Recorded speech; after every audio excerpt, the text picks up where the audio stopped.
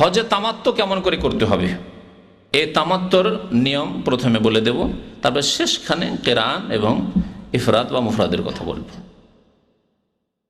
হজে তামাত্ম করতে হলে উমরা আলাদা আর হজ আলাদা, প্রথম কথা জেনে নিতে হবে। উমরা আলাদা কেমন করে করে, যেমন করে উমরা করেছেন, হ্যাঁ যেমন করে উমরা করেছেন যেসব ভাইয়েরা। আর যেসব ভাইয়েরা করেননি, বলুন যে আমরা তো করিনি, তাহলে উমরার কথা শুনিয়ে দিই। উমরাতে কয়টি কাজ করতে হয় প্রথম শোনা যাক। উমরার কাজ কয়টি? উমরার প্রথম কাজ হচ্ছে এহরাম বাঁধা, 2 নম্বর কাজ হচ্ছে বাইতুল্লাহর তওয়াফ করা, 3 নম্বর কাজ হচ্ছে সাফা মারওয়া সাই করা, 4 নম্বর কাজ হচ্ছে মাথা মুন্ডন করা বা মাথার চুল ছোট করা পুরো মাথা থেকে। 4টি কাজ, তার মধ্যে 3টি হচ্ছে রুকন, আর মাথা মুন্ডন করা হচ্ছে ওয়াজিব, না সুন্নত না, ওয়াজিব। মাথা মুন্ডন অথবা মাথার চুল ছোট করা, দুটোর একটা ওয়াজিব। আর মাথা মুন্ডন উত্তম, এই জন্য সুন্নত মাথা মুন্ডন না করে চুল যদি ছোট করেন তাও চলবে, দুটোর মধ্যে একটি করলেই হবে। তবে এর আগেও বলা হয়েছে মাথা মুন্ডন করা কি উত্তম, কারণ নবী করিম সাল্লাল্লাহু আলাইহি সাল্লাম নিজে কি করেছেন? মাথা মুন্ডন করেছেন। প্রথম কথা, নবী সাল্লাল্লাহু আলাইহি ওয়াসাল্লাম বিদায় হজ করলেন, কি করেছিলেন? চুল ছোট করেছিলেন না মুন্ডন করেছিলেন? মাথা মুন্ডন করেছিলেন। যেটি উত্তম সেটি নবী করিম সাল্লাল্লাহু আলাইহি সাল্লাম করেছেন। আর নবী করিম সাল্লাল্লাহু আলাইহি ওয়াসাল্লাম 3 বার করে মাথা মুন্ডনকারীকে দোয়া দিয়েছেন, আল্লাহুম্মা আরহামিল মুহাল্লিকিন। জি, 3 নম্বর কারণ হচ্ছে কোরআনে কারীম আল্লাহ পাক রব্বুল আলামিন মুন্ডনকারী আর চুল ছোটকারী 2 শ্রেণীর লোকের কথাই উল্লেখ করেছেন। প্রথমে কার কথা উল্লেখ করেছেন? মাথা মুন্ডনকারীদের কথা, মুহাল্লিকিন আর রউসাকুম ওয়া মুকাসসিরিন, প্রথমে মুহাল্লিকিনের কথা বলেছেন। তো উমরার এই আমলগুলি শুনে নেওয়ার পরে উমরা কেমন করে করতে হবে শুরু থেকে বলি। এখন একটু বিস্তারিত বাইরের লোকদের জন্য বলছি।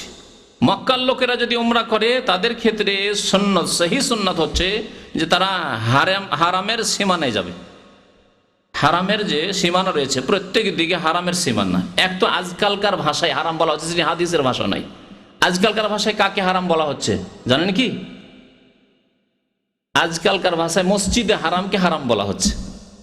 লেখা থাকে না বোর্ডে, এলাল হারাম, হারামের দিকে, হ্যাঁ টু হারাম, মানে মসজিদে হারাম, মসজিদে হারামের সিগন্যাল দিচ্ছে হারাম, আজকালকার ভাষা। কিন্তু কোরআন এবং হাদিসের ভাষায় হারাম মানে হুদুদে হারাম। বিভিন্ন দিকে দূর দূর পর্যন্ত এলাকা রয়েছে, যেসব এলাকায় বিভিন্ন কাজ হারাম।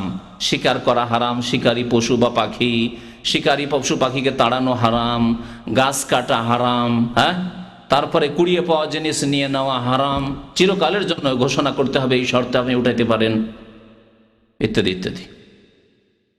আল্লাহ পাক রব্বুল আলামিন এই জমিনকে হুদুদে হারাম, হারামের এলাকাকে সম্মানিত করেছে। এ হচ্ছে হারাম।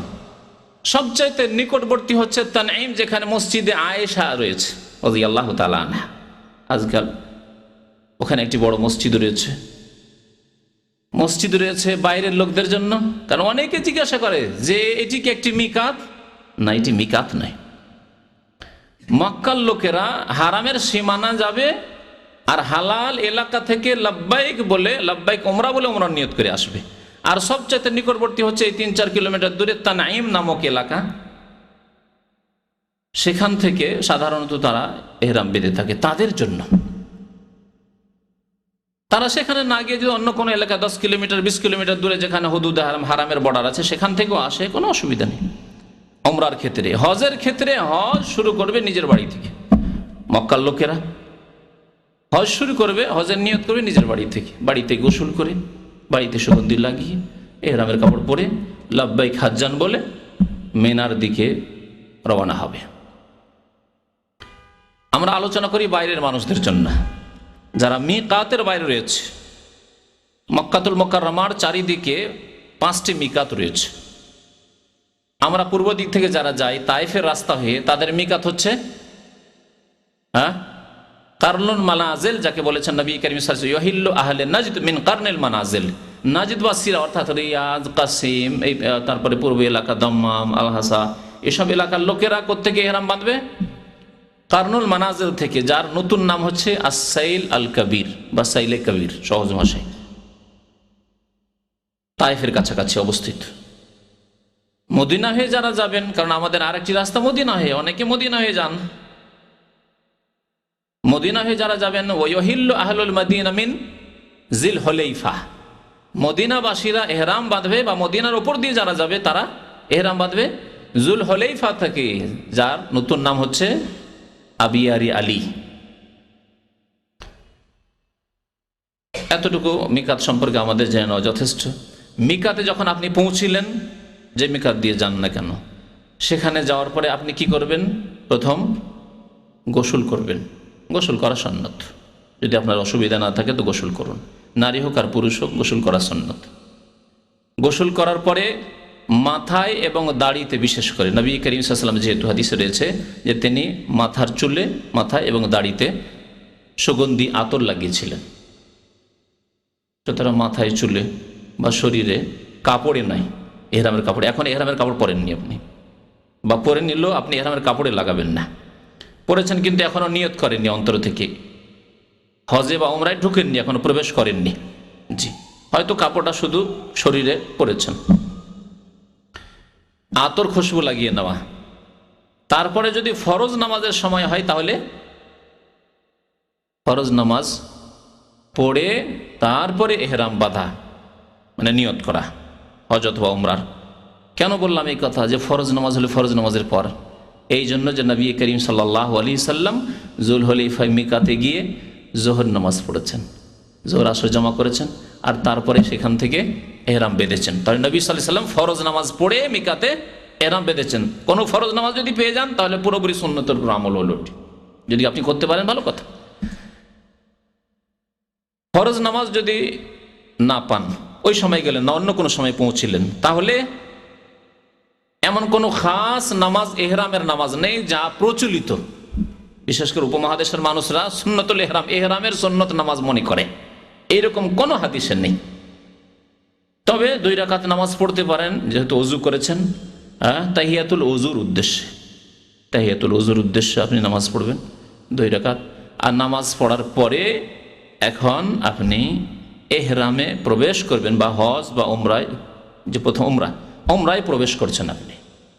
হজে তামাত্তুর নিয়ম বলছি, হজে তামাত্তু করলে কি করতে হবে? প্রথমে এখানে আপনি যখন প্রবেশ করছেন আপনার ইবাদতে, তখন বলতে হবে, অন্তরে নিয়ত করতে হবে, আর জবানে নিয়ত বলা নয়, জবানে আল্লাহ তোমার দরবারে হাজির হয়েছে কথা বলতে হবে। লাব্বাইক মানে আল্লাহ তুমি ডাক দিয়েছো, তোমার নবী ইব্রাহিম আলাইহিস সালাতু সালাম ডাক দিয়েছেন, তোমার নবী মুহাম্মদুর রাসূলুল্লাহ সাল্লাল্লাহু আলাইহি ওয়াসাল্লাম ডাক দিয়েছিলেন তোমার পক্ষ থেকে, ওয়া আযযান ফিন নাস বিল হজ, হে ইব্রাহিম মানুষ সকলের মাঝে ঘোষণা করে দাও হজের। ইব্রাহিম আলাইহিস সালাম ঘোষণা করেছিলেন, নবী করিম সাল্লাল্লাহু আলাইহি ওয়াসাল্লাম ঘোষণা করেছেন যে তোমরা হজে এসো। ইন্নাল্লাহা কাদ ফারাযা আলাইকুমুল হজ্জ ফাহুজ্জু, হে মানুষ, হে মুসলিম, আল্লাহ পাক তোমাদের উপর হজ ফরজ করেছেন, সুতরাং তোমরা হজ পালনের উদ্দেশ্যে এসো। এই যে ডাক আল্লাহর পক্ষ থেকে ঘোষণা, তার জবাবে কি বলতে হবে? লাব্বাইক, লাব্বাইক। ইসলামিক মাদ্রাসাগুলিতে আমরা পড়াশোনা করেছি, যারা মাদ্রাসায় পড়েছেন তারা জানেন, স্কুলে যখন রোল কল করা হয়, তাই না, ডাকা হয়, নাম ডাকা হয়, হাজিরা ডাকা হয়, তখন কি বলে? স্কুলে বলেছি, আমার প্রশ্ন, স্কুলে উপস্থিত বলে, আর না হলে কি বলে? প্রেজেন্ট স্যার, আরো কি কি বলে? হ্যাঁ জি। কিন্তু ইসলামিক মাদ্রাসাগুলিতে কি বলা হয়? লাব্বাইক। আমরা লাব্বাইক বলেছি, ছোট থেকে মাদ্রাসায় পড়েছি, ছোট ছেলে হাজির হচ্ছে, ওস্তাদ হাজির করছেন, লাব্বাইক। আর কোন কোন মাদ্রাসা বলে হাজির, হাজিরটাও বলে লাব্বাইক। আল্লাহ পাকে ডাকে সাড়া দেওয়া লাব্বাইক বলে। আর আপনি যা হাজির হয়েছেন কিসের উদ্দেশ্যে? আপনার ইবাদতকে নির্ধারিত করা, নিয়ত করা নাই, হচ্ছে লাব্বাইক উমরাহ। আল্লাহ এখন উমরার উদ্দেশ্যে হাজির হয়েছে, যেহেতু হজে তামাত্তু করছেন, উমরা আলাদা আগেই বলেছি, আর হজ আলাদা, তাই আপনি এখানে বলবেন লাব্বাইক উমরাহ। এই নিয়ত কখন করবেন? অনেকে মসজিদে করে ফেলে, অনেকে গাড়ির কাছে এসে করে, অনেকে আবার গাড়িতে বসে করে। স্বাভাবিক, এই ইখতিলাফ ওলামাদের মধ্যে রয়েছে। সেই জন্য হয়তো সাধারণদের মধ্যে ইখতিলাফ, অনেক সময় হয়তো ভিত্তিহীন ইখতিলাফ রয়েছে। আলেমরা ইখতিলাফই করেনি, মন গড়া। যেমন নামাইতো পড়া, নামাইতো পড়া কোনো আলেম বলেনি। আলেম যাদেরকে বলা হয়, অর্থাৎ ইমাম আবু হানিফা, শাফি, মালিক, আহমদ, চার মাযহাবের কোনো ইমাম নামাইতো পড়তে বলেননি। না হানফি মযহাবে আছে, না শাফি মযহাবে আছে, না মালিকি, না হাম্বলি, কোনো মযহাবে নেই। কোনো মযহাবে তো দূরের কথা, এই মযহাবের ইমামদের উক্তি তো দূরের কথা। এই মযহাবের কিতাবগুলি 500-700 বছর পরে তাদের ইমামদের, বা 800 বছর পরে লেখা হয়েছে। সেই কিতাবগুলি তো নেই, না কদুরিতে আছে, না হিদায়াতে আছে, না বেকায়াতে আছে। হানাফি মযহাবের সমস্ত এগুলো প্রসিদ্ধ ফিকার কিতাব, তাতেও নামাইতো পড়া নেই। তাহলে এই যে নামাইতোগুলি এসেছে বাংলাদেশের সমাজে বা ভারতে, পাকিস্তানে, পাকিস্তানে আবার উর্দুতে করে, বাঙালি বেশি উন্নতি করেছে, নামাইতো পড়ে, আরবিতে পড়ে। এগুলি সব বিদাতীদের পক্ষ থেকে এসছে, এদেরকে আলেম বলা উচিত নয়। উলামায়ে কেরামরা এই ইখতিলাফ করেননি যে নামাইতো বলতে হবে, হবে না। বিদাতীরা ইখতিলাফ করেছে। বুঝতে পারছেন কথা আমার? উলামায়ে সুন্নাত যারা কোরআন এবং হাদিসের সন্ধান করেন, তারা ইখতিলাফ করেনি যে নামাইতো বলতে হবে, কথা বলেন। তাদেরকে উলামায়ে সুন্নাত, কোরআন হাদিসের অনুসারী আলেম বলা জায়েজ নয়। যারা বলছে নামাইতো পড়তে হবে, তারা বিদাতী। বিদাতীরা ইখতিলাফ করেছে, তারা ভিন্ন মত পোষণ করেছে যে নামাইতো পড়তে। যদি সামান্যতম থাকতো আলেমদের মধ্যে ইখতিলাফ, তাহলে হানাফি মযহাবে থাকতো, হেদায়েতে থাকতো, বেকায়েতে থাকতো, আপনার সারা বেকায়েতে থাকতো, আপনার কদুরিতে থাকতো, কানজুদ দাকায়েকে থাকতো, ফতোয়া আলমগীরিতে থাকতো। নেই, কোথাও নেই। ফতোয়া স্বামীতে থাকতো। এসব তো পড়েন আপনারা, ওই অনেকে মাসিক মদিনা পড়েন, বিদাতি পত্রিকা, এইগুলি তো রেফারেন্স থাকে, তাতেও নেই। তা আছে এই নতুন নতুন বিদাতিদের, 25-50 বছর, 100 বছরের বিদাতি হুজুরদের কথাবার্তা এগুলি। আলেমদের ইখতিলাফ নাই, না নামাজের ক্ষেত্রে, না উজুর ক্ষেত্রে, না গোসলের ক্ষেত্রে, না রোজা, না হজ, না জাকাত, কোনো ক্ষেত্রে নামাইতো পড়া নেই। সুতরাং যেসব চটি কিতাবগুলি আপনারা ওই কেনেন ফুটপাতে বা মিকাতে, এখানেও মিকাতে ওই বিক্রি করে কিতাবগুলি, আর ওই কিতাব কেনেন, তাতে ওই আল্লাহুম্মা ইন্নী নাওয়াইতুল উমরাতা হয়তো পাবেন। বিশেষ করে ইন্ডিয়া, বাংলাদেশ, পাকিস্তানে যদি কিতাব হয় তাহলে তো অবশ্যই পাবেন তাতে এই বিদাতি কথাবার্তা। আল্লাহুম্মা ইন্নী নাওয়াইতুল উমরাতা, আল্লাহ আমি উমরার নিয়ত করছি, ফায়াসসির হালি, তা আমার জন্য সহজ করে দাও, ওয়া তাকাব্বালহা মিন্নি, আমার পক্ষ থেকে কবুল করো। সব বিদাত, এগুলি নেই ইসলামে। সুতরাং বিদাত, বিদাত দিয়ে যদি শুরু করেন, মান আমিলা আমালান, যে ব্যক্তি এমন কোন আমল করলো, লাইসা আলাইহি আমরুনা, যা আমার আদর্শ মোতাবেক না, সুন্নাত মোতাবেক নয়। নবী করিম সাল্লাল্লাহু আলাইহি ওয়াসাল্লাম, সাহাবায়ে কেরামরা কেউ আল্লাহুম্মা ইন্নী নাওয়াইতুল উমরা পড়েননি, ফাহুয়া রাদ্দুন, তা প্রত্যাখ্যাত, আল্লাহ কবুল করবেন না আপনার হজ উমরা। ভালো করে শুনে রাখুন, ফাহুয়া রাদ্দুন, এটি মানুষের কথা নয়, নবীর কথা। মুহাম্মদুর রাসূলুল্লাহ সাল্লাল্লাহু আলাইহি ওয়াসাল্লাম বলেছেন, ফাহুয়া রাদ্দুন, তা মারদুদ হয়ে যাবে, রিজেক্টেড হয়ে যাবে, কবুল হবে না। নিয়ত করবেন কোনখান থেকে? এই ক্ষেত্রে সহি শুনে রাখুন, মসজিদ থেকে নয়, আর বাসের কাছে নিচে দাঁড়িয়ে আছেন সেখান থেকে নয়, আর গোসলখানা থেকে উজু করে সেখান থেকে নয়, সালাম ফেরার পর নামাজ পড়ে মসজিদে তারপরে নিয়ত করে ফেললেন, তাও নয়। বরং নবী করিম সাল্লাল্লাহু আলাইহি ওয়াসাল্লাম সূক্ষ্ম কথা হচ্ছে যে নিয়ত করেছেন যখন সাওয়ারির পিঠে বসে গেছেন এবং সাওয়ারি যখন হরকতে চলতে লেগেছে, তখন তিনি নিয়ত করেছেন, বলেছেন লাব্বাইক উমরাহ, তখন নিয়ত করেছেন। ওয়াস্তাকাল্লাত বিহি নাকাতুহু, তার উষ্ট্রি যখন তাকে নিয়ে চলতে শুরু করলো, তখন তিনি নিয়ত করলেন, তখন নিয়ত করবেন। 1 ঘন্টা 2 ঘন্টা হজের মশাই 4 ঘন্টা বাস সেখানে থেমে রয়েছে, আর আপনি মসজিদে 4 ঘন্টা আগে নিয়ত করে রয়েছেন, তাই নবী সাল্লাল্লাহু আলাইহি ওয়াসাল্লামের নিয়তের আগে আপনি নিয়ত করে ফেললেন। সূক্ষ্ম কথাগুলি মনে রাখবেন, কারণ এই ক্ষেত্রে যে যেখানে পারছে নিয়ত করে বসে আছে। সূক্ষ্মভাবে যদি হজ করতে চান, উমরা করতে চান, তখন যখন সওয়ারি আপনার গাড়ি স্টার্ট দিল, ড্রাইভার গাড়ি চলতে শুরু করলো, তখন বলেন লাব্বাইক উমরাহ, আল্লাহ হাজির হয়েছি তোমার দরবারে উমরার উদ্দেশ্যে। নিয়তের কথা নেই এখানে, আছে কি নাওয়াইতুল উমরাহ? নেই। সুতরাং এই কথাটি নিয়ত নয়, অন্তরে নিয়ত এবং আল্লাহর দরবারে হাজিরির ঘোষণা করা যে আল্লাহ তোমার দরবারে হাজির হয়ে গেছে, আমি গায়ের হাজির নয়, উপস্থিত হয়েছি। তারপরে বেশি বেশি তালবিয়া পড়তে থাকতে হবে, লব্বাইক আল্লাহুম্মা লব্বাইক, লব্বাইক লা শারীকা লাক লব্বাইক, ইন্নাল হামদা ওয়ান নি'মাতা লাকা ওয়াল মুলক লা শারীকা লাক। এই তালবিয়া খুব বেশি বেশি পড়তে থাকতে হবে। লব্বাইক আল্লাহুম্মা লব্বাইক, হাজির হয়েছি, আল্লাহ হাজির হয়েছি। তোমার ডাকে সাড়া দিয়েছি, তোমার নবীর ডাকে সাড়া দিয়েছি। লব্বাইক লা শারীকা লাক লব্বাইক, আল্লাহ তোমার দরবারে হাজির হয়েছি, আল্লাহ তোমার কোনো শরীক নেই, অংশীদার নেই।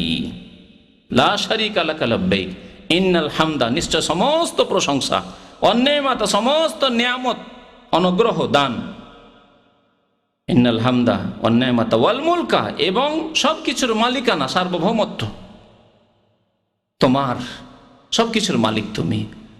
লা শারীকা লাক, তোমার কোনো অংশীদার নেই, তোমার কোনো অংশীদার নেই। আর মক্কার মুশরিকরা কি বলতো? ইল্লা শারীকান তামলিকু মা মালাক, তারা বলতো আল্লাহ যারাও শরিক আছে, এই লাত উজ্জা মানাত এরা শরিক আছে, কিন্তু তাদের বড় মালিক তুমি, এরা মাত্র ওসিলা, মাধ্যম। জি, আজকাল কবর মাজারপন্থী যারা, পীরপন্থী, তারা এইরকমই ধারণা রাখে যে পীর ওলিয়া আউলিয়া আর এই কবর মাজারগুলি, হ্যাঁ, এগুলি হচ্ছে ওসিলা, মাধ্যম আল্লাহ পর্যন্ত পৌঁছার। তাহলে এদের অন্তরে যে তালবিয়া আছে সেটি হচ্ছে মক্কার মুশরিকদের মতো শিরকি তালবিয়া। এরাও সরাসরি আল্লাহকে পাওয়ার ধারণা রাখে না মুশরিকদের মতো, মক্কার আবু জাহল আবু লাহাবদের মতো। এরা মনে করে যে মাধ্যম ধরতে হবে, ওলিয়া উলিয়া ধরতে হবে, পীর দরবেশ ধরতে হবে, মাজার ধরতে হবে, না হলে আল্লাহকে পাওয়া যাবে না। তালিবাতে দেখলেন কি ঘোষণা? লা শারীকা লাক, আল্লাহ তোমার কোনো কিছুতে কেউ শরিক নেই, অংশীদার নেই। এই তালবিয়া খুব বেশি বেশি পড়বেন। মক্কা পৌঁছিবেন, তালবিয়া কোথায় বন্ধ করবেন? জি, যখন আপনি কাবাকে দেখে নিয়েছেন, তাওয়াফ এখন শুরু করতে যাচ্ছেন, তখন আপনি তালবিয়া বন্ধ করে দেবেন।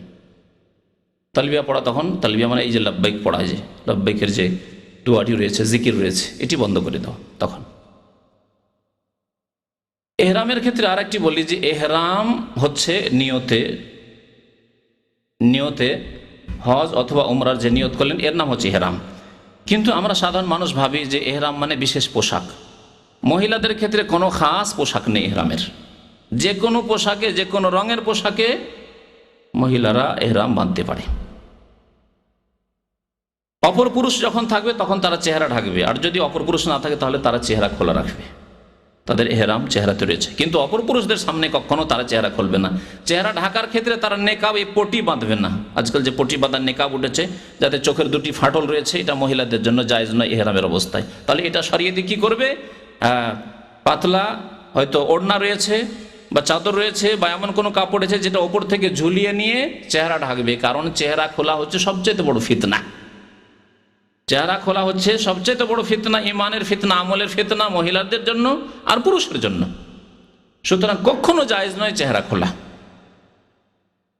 আসল আকর্ষণ চেহারাতে রয়েছে। চেহারা খোলায় যদি জায়েজ হয়ে যায় তাহলে সব রকমের গুনাহ হয়ে যেতে পারে। সুতরাং চেহারা কোনো অবস্থাতেই খোলা যাবে না। তবে যেমনটা বললাম যে যখন কোনো মানুষ নেই তখন খুলবে, আর বাকি ওপর থেকে পাতলা ওড়না দিয়ে ঢেকে নেবে। পুরুষরা সেলাইবিহীন কাপড় পরবে, যা জানাই রয়েছে। নবী করিম সাল্লাল্লাহু আলাইহি ওয়াসাল্লাম একটি এজার অর্থাৎ লুঙ্গি, নিচের দিকে কাপড় খোলা, আর আরেকটি হচ্ছে রেদা চাদর, এই দুইটি কাপড়। আর সাদা হচ্ছে উত্তম, মুস্তাহাব। নবী করিম সাল্লাল্লাহু আলাইহি ওয়াসাল্লাম সাদা কাপড় পরতে উৎসাহিত করেছেন, বিশেষ করে ইহরামের ক্ষেত্রে সাদা কাপড় পরবেন। জুতো না ব্যবহার করে স্যান্ডেল ব্যবহার করবেন ইহরামের অবস্থায়, এটি হচ্ছে সুন্নত, মুস্তাহাব, ভালো। কারণ নবী করিম সাল্লাল্লাহু আলাইহি ওয়াসাল্লাম স্যান্ডেলে নাল, দুই নালে অর্থাৎ স্যান্ডেলে ইহরাম বেঁধেছেন। আল্লাহর ঘর যখন বাইতুল্লাহ পর্যন্ত পৌঁছে গেলেন, উজু না থাকলে উজু করে নেন, কারণ বিনা উজুতে তাওয়াফ হবে না। তাওয়াফের জন্য উজু শর্ত, যেমন নামাজের জন্য উজু শর্ত, সহি হচ্ছে তাওয়াফের জন্য উজু শর্ত, বাইতুল্লাহর তাওয়াফের জন্য উজু করে নেন। এই ক্ষেত্রে আরেকটি মুস্তাহাব কাজ, ভালো কাজ শুনে রাখুন, যদি সম্ভব হয় গোসল করা তাহলে গোসল করে নেওয়া ভালো। কারণ নবী করিম সাল্লাল্লাহু আলাইহি ওয়াসাল্লাম মক্কায় প্রবেশ করার পরে গোসল করেছেন। মক্কায় ঢুকে যদি গোসল করা সম্ভব হয়, হোটেল থাকে, ব্যবস্থা থাকে, তো গোসল করে নিয়ে তারপরে বাইতুল্লাহ প্রবেশ করা। এই ক্ষেত্রে নবী করিম সাল্লাল্লাহু আলাইহি সাল্লাম যে বর্তমান বাবুস সালাম, আসসালাম গেটটি রয়েছে, এই দিক দিয়ে প্রবেশ করেছেন। সুতরাং এই দিক দিয়ে যদি সম্ভব হয় তাহলে ঢুকবে। আর আজকাল যেহেতু ভিড়ের সময়, সুতরাং যে দিক দিয়ে আপনার সুবিধা হয় সেই দিক দিয়ে আপনি কাবা ঘরে, আল্লাহর ঘরে বাইতুল্লাহ প্রবেশ করবেন বা মসজিদে হারাম প্রবেশ করবেন। তারপরে আপনি উমরা করবেন, যেমনভাবে উমরা করে।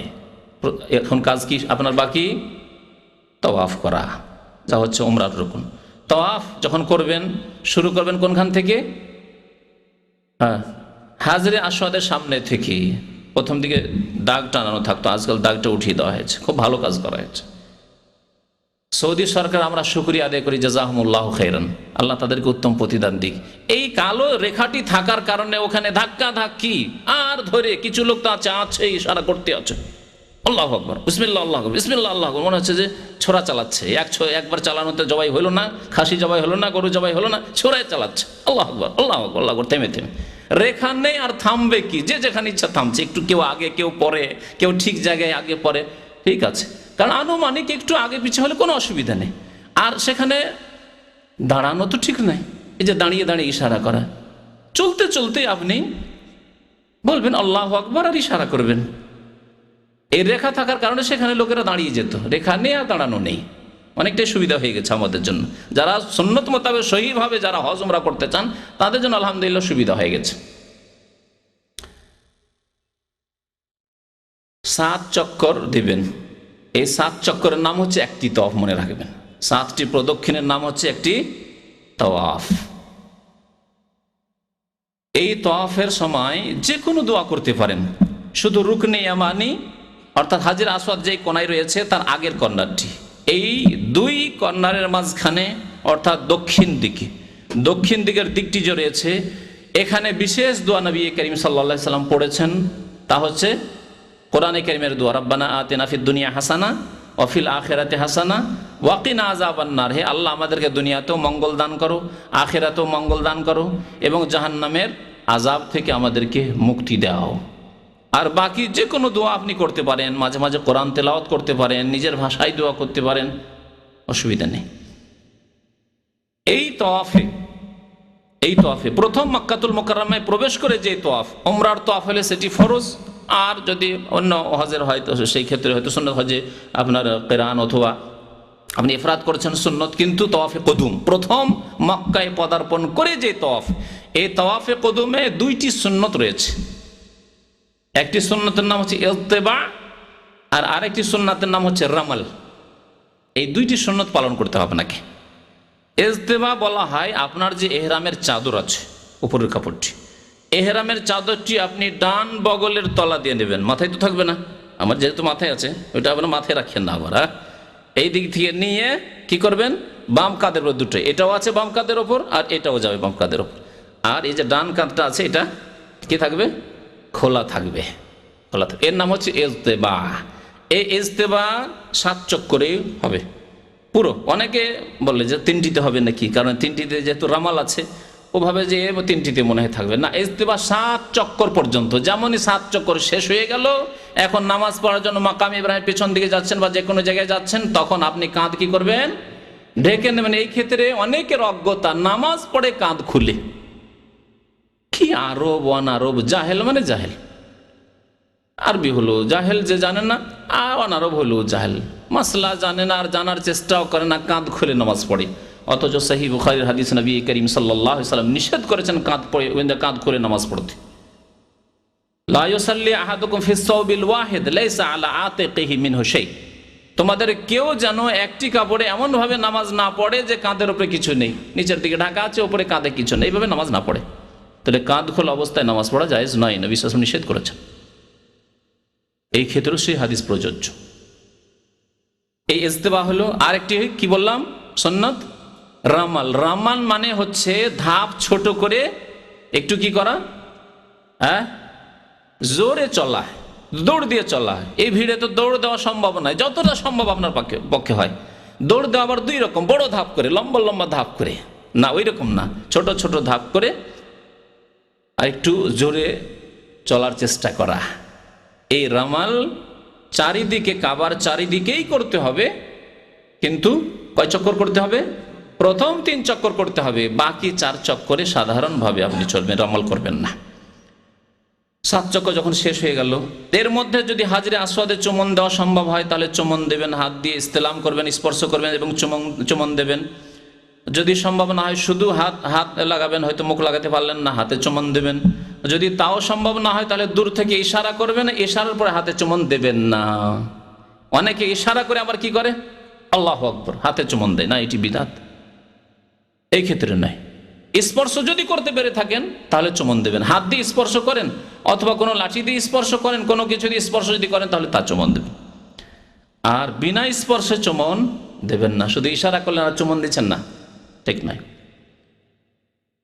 এখানে হাজরে আসওয়াদে চুমন দেওয়ার জন্য ভিড় করবেন না। হজের মৌসুমে, রমজানের মৌসুমে চুমন দিতে যাও, একটি সুন্নত পালন করতে গিয়ে অনেক হারাম কাজ করতে হয়। ধাক্কা ধাক্কি, নিজে কষ্ট পাওয়া, অন্যকে কষ্ট দেওয়া, দুর্বলদেরকে কষ্ট দেওয়া, যা গুনহার কাজ। সুতরাং এইরকম কাজ জায়েজ নয়।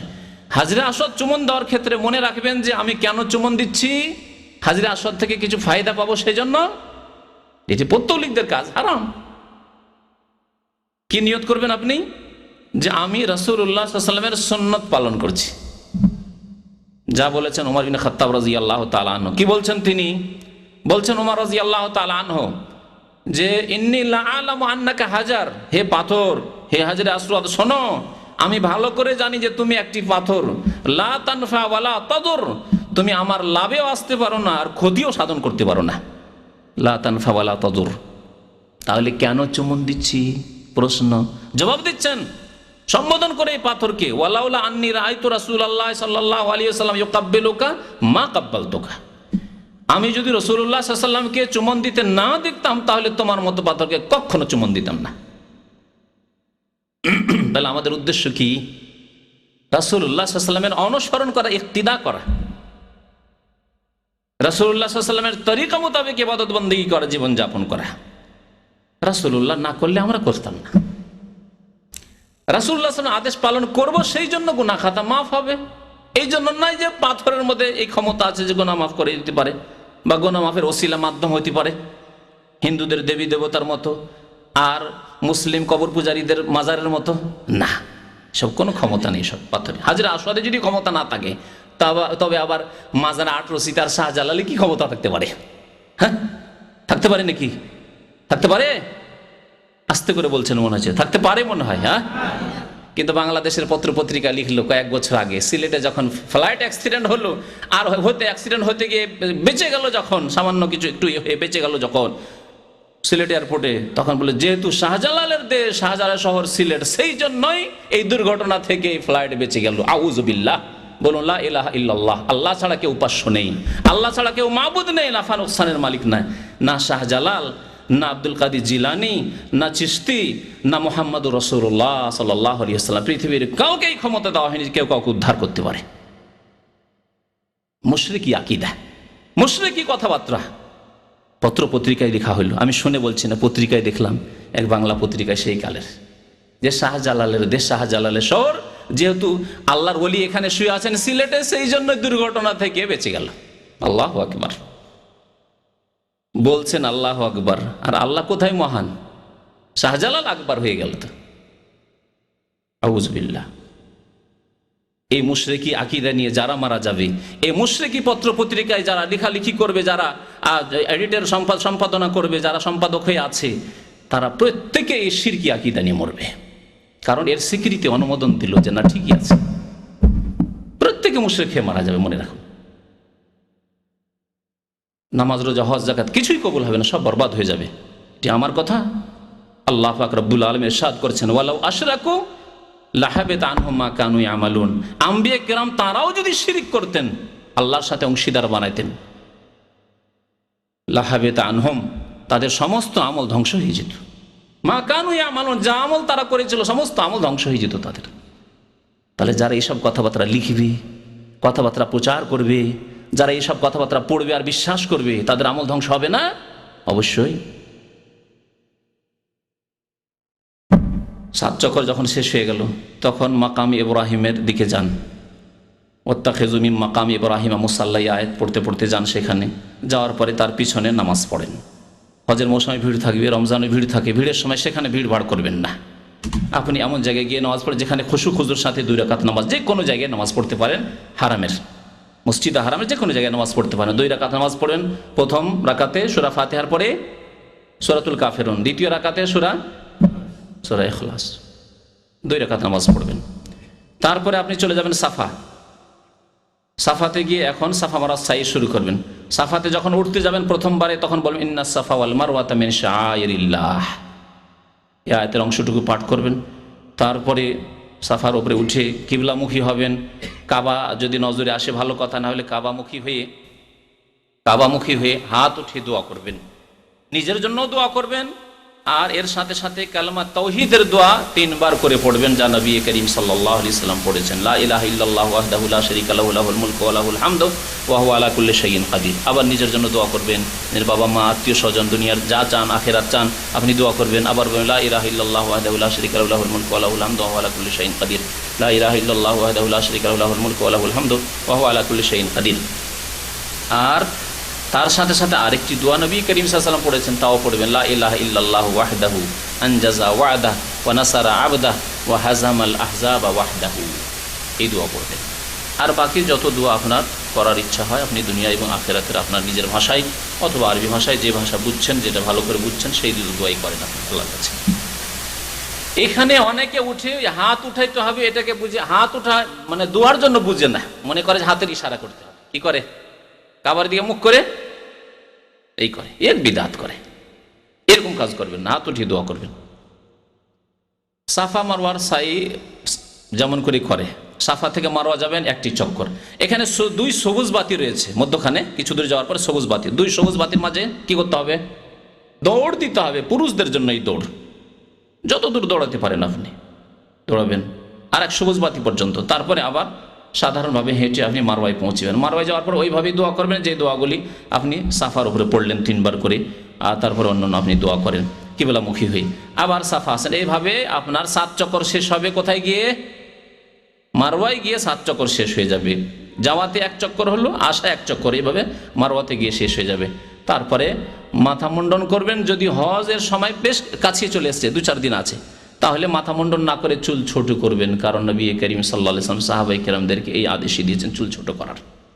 হজে যখন এসেছিলেন তখন তাদেরকে চুল ছোট করার আদেশ দিয়েছিলেন, এখন চুল ছোট করে নাও, 2 দিন 3 দিন পরে আবার মাথা মুন্ডন করতে হবে, বড় ইবাদত হজের জন্য। এই আপনার ইহরাম খুলে দেবেন, আপনার উমরা শেষ হয়ে গেল। বসে থাকবেন 8 তারিখ পর্যন্ত। 8 তারিখে যেখানে বাসা সেখান থেকে এখন আপনার হজ শুরু হবে।